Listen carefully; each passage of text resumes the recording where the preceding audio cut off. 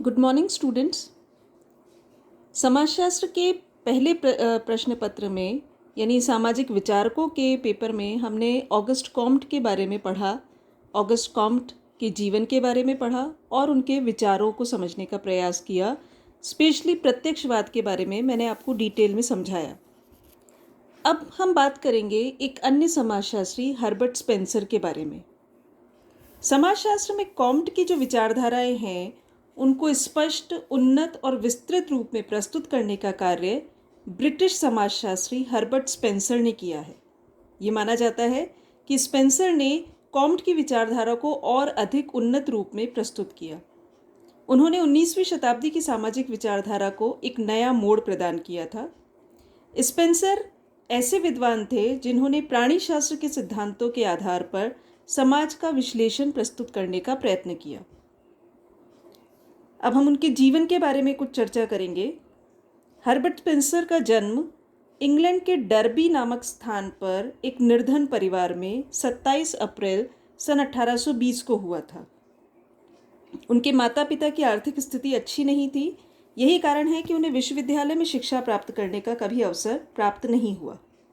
परंतु जीव शास्त्र में उनकी बचपन से ही रुचि थी और धीरे धीरे उनकी रुचि जो थी वो मैकेनिक्स या यंत्र शास्त्र में भी बढ़ने लगी। क्योंकि वो स्वयं एक कुशाग्र बुद्धि वाले बालक थे, तो उनका स्वयं का इंटरेस्ट था जिसके कारण वो कुछ न कुछ पढ़ाई किया करते थे। 1837 में उन्हें लंदन और बर्मिंघम रेल मार्ग के बीच में इंजीनियर बनने का मौका प्राप्त हुआ। परंतु सन 1848 में उन्होंने इकोनॉमिस्ट नामक पत्रिका में उपसंपादक बनने का कार्य किया, क्योंकि उनकी रुचि पढ़ने लिखने में ज़्यादा थी। हालांकि वो एक लंबे समय तक इंजीनियर के पद पर भी कार्यरत रहे थे। इंजीनियरिंग विषय में भी उनकी रुचि थी और उन्होंने उसमें भी कई लेख प्रकाशित करवाए थे। धीरे धीरे उनकी जो रुचि है वो लंदन के राजनीतिक एवं सामाजिक जीवन में होने लगी और उस संदर्भ में भी उन्होंने कुछ लेख प्रकाशित कराए। इकोनॉमिस्ट नामक जो पत्रिका थी उसके उपसंपादक बनने के बाद उनका साहित्यिक जीवन एक प्रकार से प्रारंभ हो गया।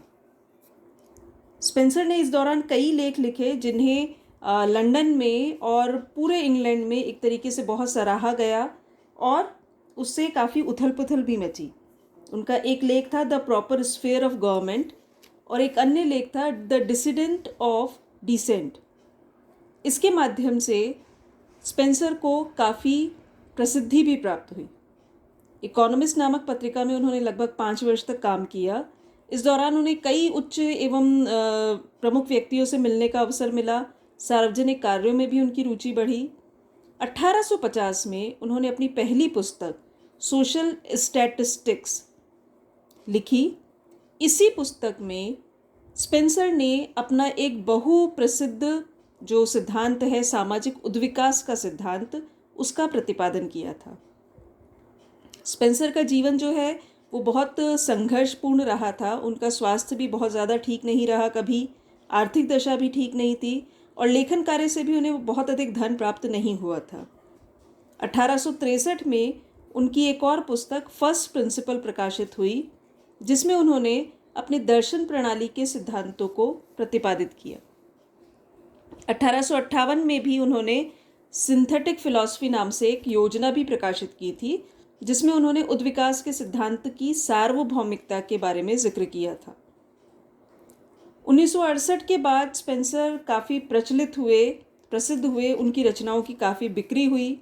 उनका आर्थिक जो स्थिति थी उनकी वो भी उसमें भी सुधार आया और उनका बाकी का जीवन जो है वो सुख से व्यतीत हुआ।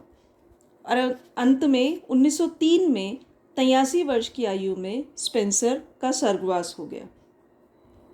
स्पेंसर ने जो उनके विचार थे उनके ऊपर कॉम्ट का, एडम स्मिथ का, बेंथम का, माल्थस का, चार्ल्स डार्विन का, जिनसे उन्होंने उद्विकास के सिद्धांत को अपनाया था, मार्क्स का और एंजल्स का, इन सब के सिद्धांतों का, इनके कार्यों का, इनके विचारों का बहुत गहरा प्रभाव था। समाजशास्त्रीय विचारधारा में स्पेंसर का जो उद्विकासवादी सिद्धांत है वो आज तक काफ़ी मान्यता प्राप्त है, जिसमें उन्होंने मनुष्य की आदिम अवस्था से लेकर सभ्यता की अवस्था तक उसकी जो भी एक यात्रा है उसके बारे में उल्लेख किया है। इसके अतिरिक्त स्पेंसर की जो खास पुस्तकें हैं, जो उनकी खास रचनाएं हैं, उसमें जो मैं पहले भी बता चुकी हूँ आपको, सोशल स्टैटिस्टिक्स उनकी पहली किताब 1850 में प्रकाशित हुई थी। 1863 में उनकी तीसरी किताब थी फर्स्ट प्रिंसिपल्स, जिसे काफ़ी प्रसिद्धि प्राप्त हुई। सोशियोलॉजी के क्षेत्र में द स्टडी ऑफ सोशियोलॉजी और द प्रिंसिपल्स ऑफ सोशियोलॉजी, जिसके 3 खंड आए थे, वो काफ़ी प्रचलित रही। इसके अलावा स्पेंसर की किताब डिस्क्रिप्टिव सोशियोलॉजी, इसके 8 विस्तृत एटलस प्रकाशित हुए थे।